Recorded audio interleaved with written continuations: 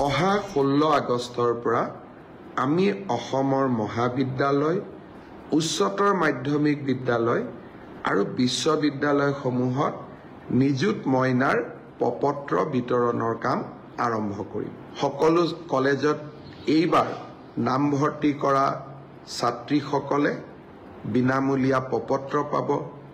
এই প্ৰপত্ৰসমূহ পূৰণ কৰি তেওঁলোকে আমাক 10 বা 12 ছেপ্টেম্বৰৰ ভিতৰত প্ৰপত্ৰসমূহ উভতাই দিব।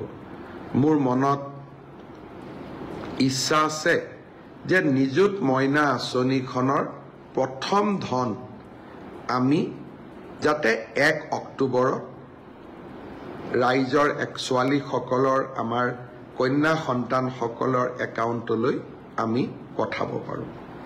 অৱশ্যে আপোনালোকেও জানে যে নিযুত মইনা আঁচনিখন হ'ল চাইল্ড মেৰেজৰ বিপক্ষে লোৱা এখন আঁচনি, অৰ্থাৎ জেণ্ডাৰ জাষ্টিছৰ কাৰণে লোৱা এখন আঁচনি।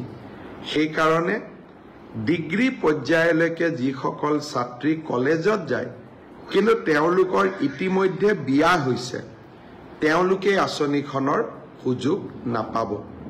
অৰ্থাৎ পোষ্ট গ্ৰেজুৱেটত বিয়া হোৱা ছোৱালীও এই আঁচনিখনৰ সুবিধা পাব, কিন্তু হায়াৰ ছেকেণ্ডেৰী আৰু ডিগ্ৰীত বিয়া নোহোৱা ছোৱালীৰ বাবেহে এই আঁচনিখন মুকলি হৈ থাকিব। আনহাতে শীঘ্ৰে ছাত্ৰসকলৰ বাবেও চৰকাৰে দিব সুখবৰ। ল'ৰা ভাগিনসকলৰ বাবেও ভাল কিবা এটা কৰিম বুলি মন্তব্য মুখ্যমন্ত্ৰীৰ। কেতিয়াবা ল'ৰাসকলে সোধে যে মামা আমাৰ কাৰণে একো আঁচনি নাই নেকি? চাইল্ড মেৰেজৰ বিপক্ষে লোৱা আঁচনি এখনত মই ছোৱালীসকলকে অন্তৰ্ভুক্ত কৰিব লাগিব, ল'ৰাক অন্তৰ্ভুক্ত কৰিব নোৱাৰোঁ।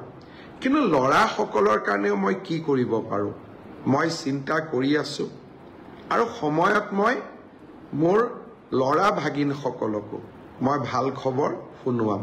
আজি মাত্ৰ ইংগিতটো দি থৈ দিলোঁ, আমি ছোৱালীৰ লগতে মোৰ ল'ৰা ভাগিনসকলৰ কাৰণেও মই নিশ্চয় ভাল কিবা এটা কৰিম।